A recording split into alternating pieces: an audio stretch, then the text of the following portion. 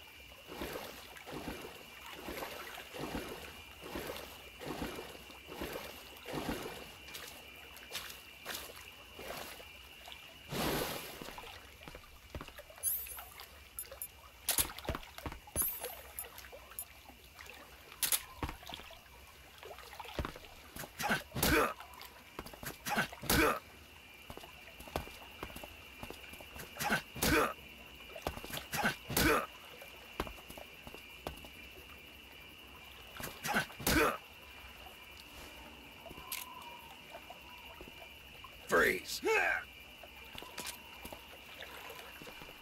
Please don't!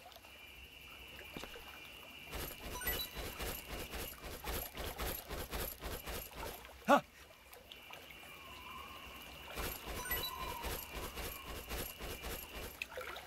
Huh?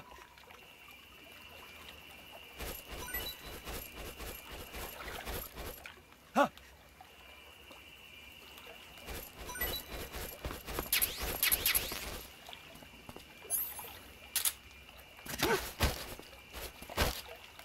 Speak. If you stay low, you're hard to spot. Answer me. Directly under the flying platform is its blind spot.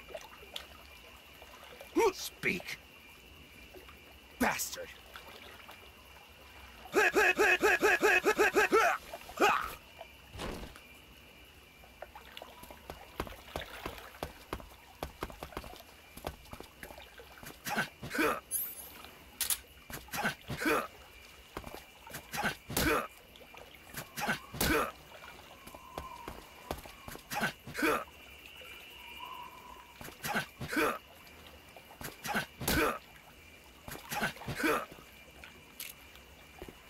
Freeze. Don't shoot me, please!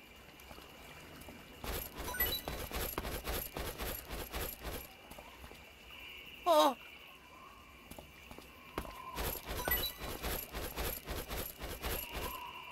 Oh!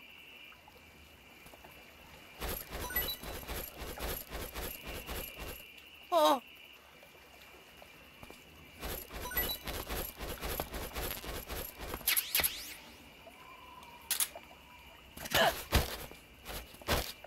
Answer me. In the armory, there's an SVD. Answer me. Request to call off alert 140.61.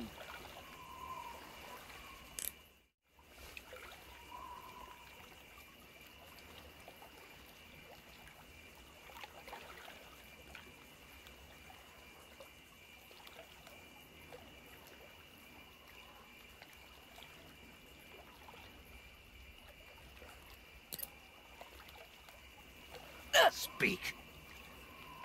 Fire support request 142.12.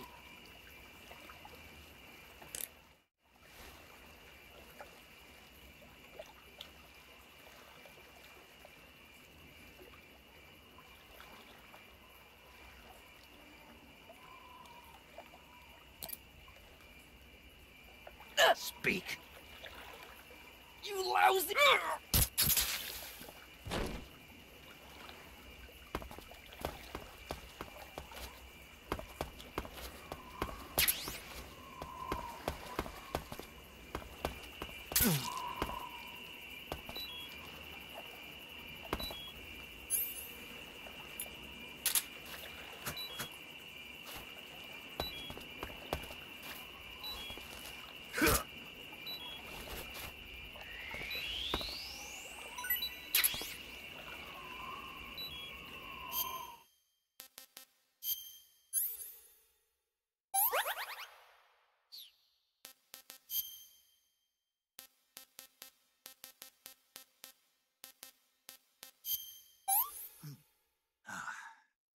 This is horrible.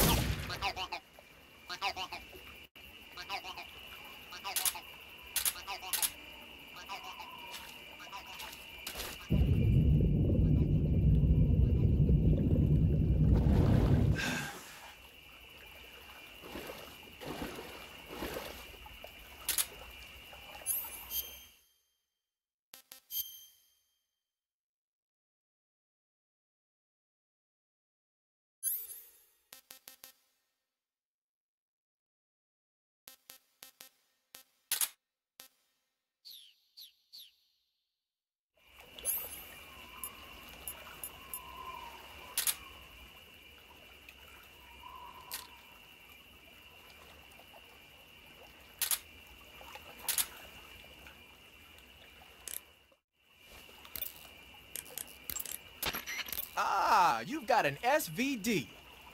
That's the Soviets' top-of-the-line semi-automatic sniper rifle, adopted just last year. SVD stands for the Russian words that mean Dragunov Semi-Automatic Sniper Rifle. For a long time, the standard Russian sniper rifle was the Mosin Nagant.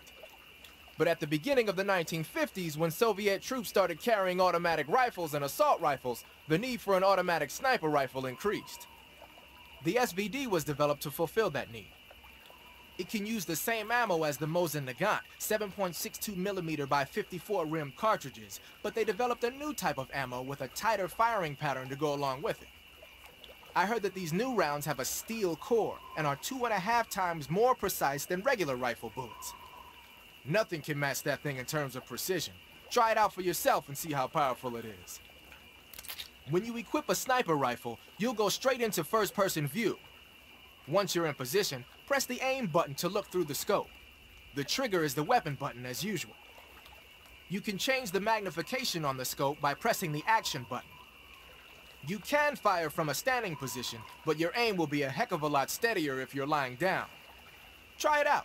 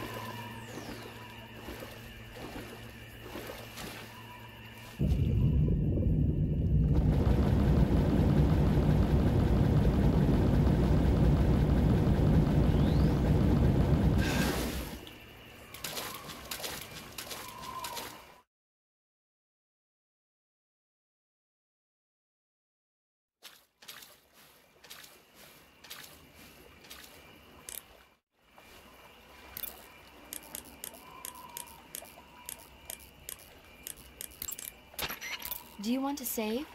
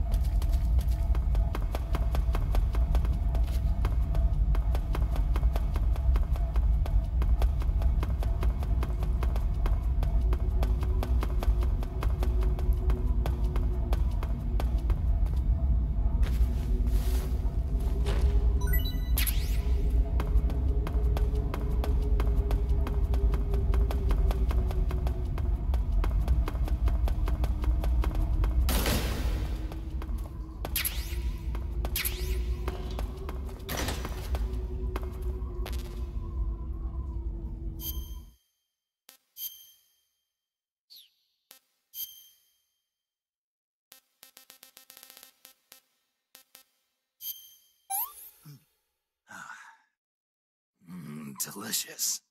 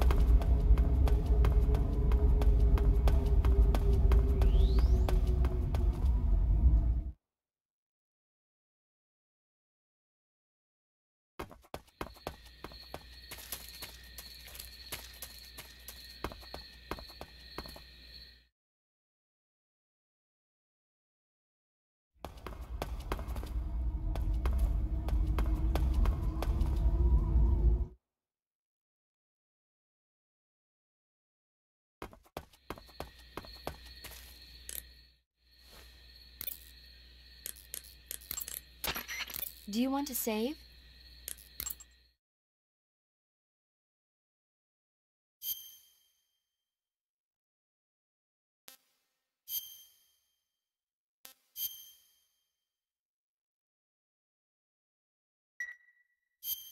Snake.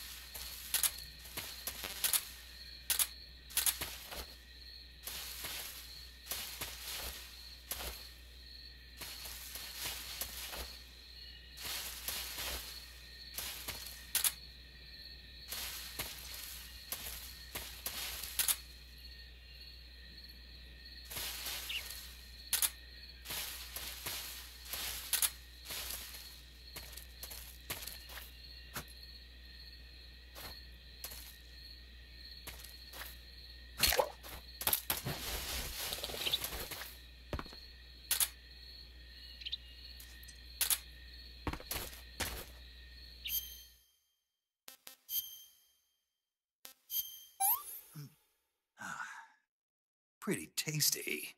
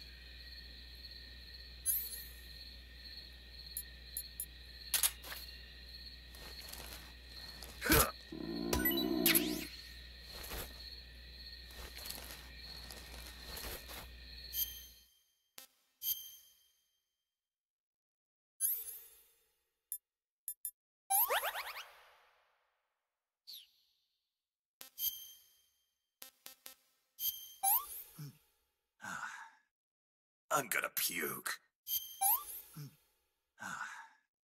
I've had enough.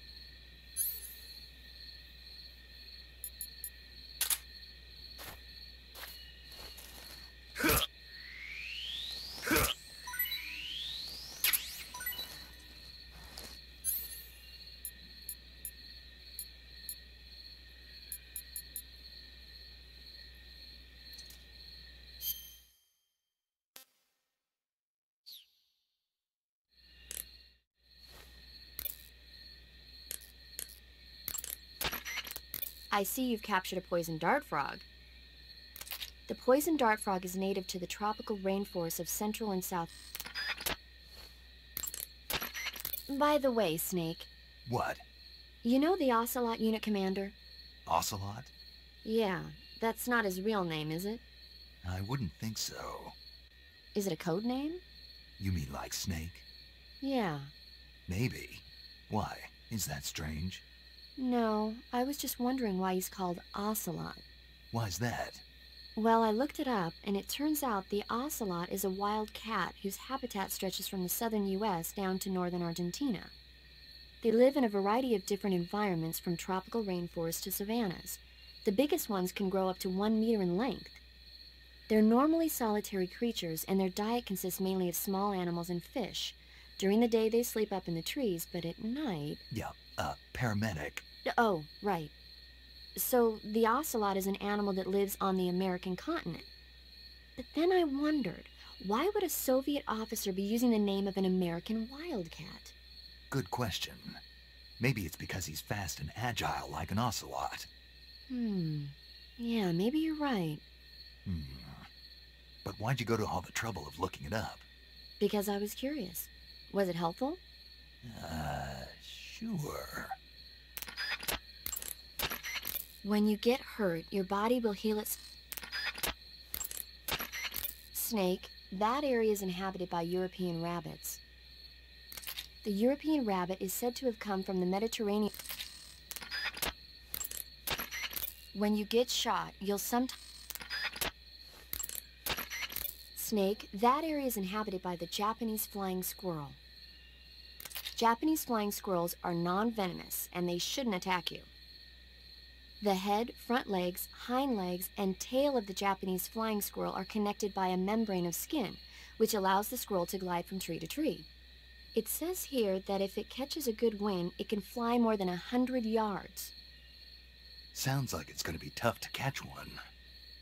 So, aren't you going to ask me? You know it. How does it taste? Not sure. Not sure. The guy doesn't say anything about it. Why not?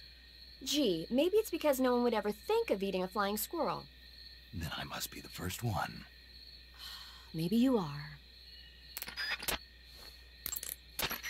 Snake, there should be fly agaric mushroom.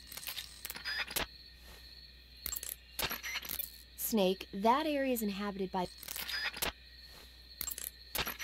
That area is home to the... Snake, that area is Snake, that area is inhabited by magpies. Magpies are dark... You should be able to find... You'll find a fruit called the Yabloko Moloko grown... A fruit called the Rush... Treating serious wounds will require...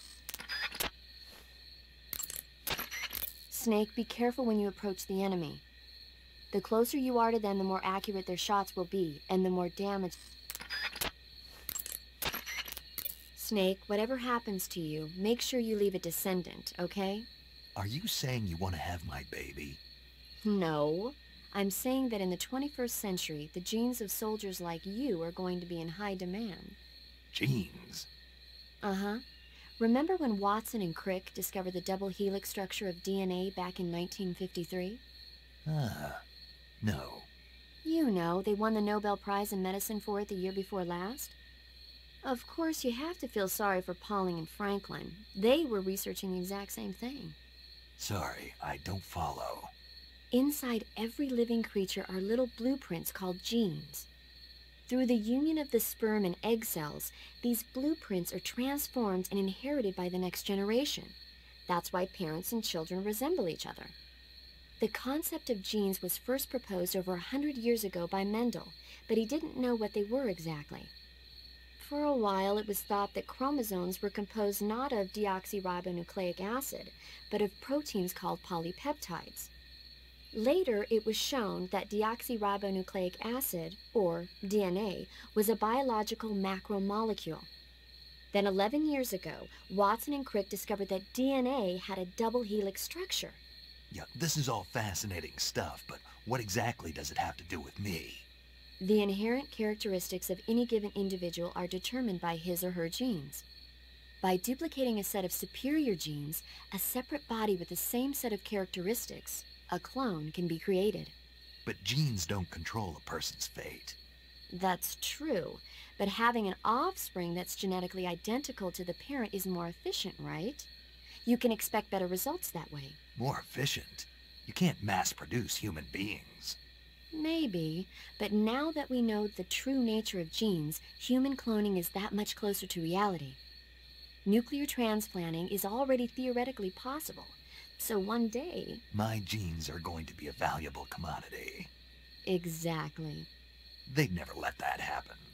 Just think, even if your body dies, you survive and go on to bigger and better accomplishments.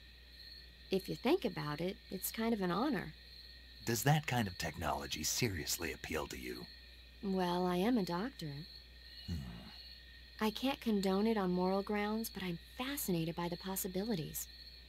Especially when I see such an excellent specimen as yourself. Yeah, well, thanks for the compliment, but it doesn't make me feel any better. Don't be so glum. It's not like it's going to happen anytime soon. We'll just have to wait and see. Snake, that area is inhabited by the green...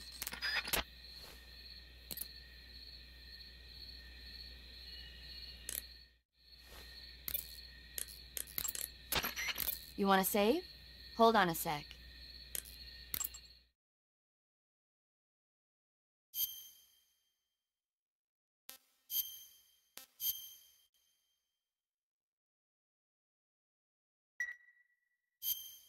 Snake, have you ever seen the Guns of Navarone? Never. It's a